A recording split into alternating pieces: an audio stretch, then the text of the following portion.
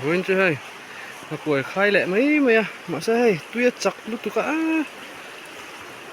tia chuan ở tủ con ôm đón đâu nhỉ cái in xuân dậy đón mùi cái tia hay cái thiểm phải mình xuân săn dậy xia hay thật trăng hiên cái in su tăng á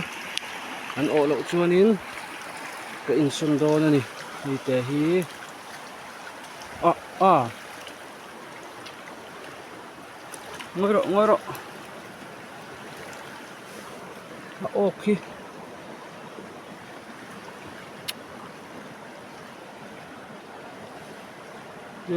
sarba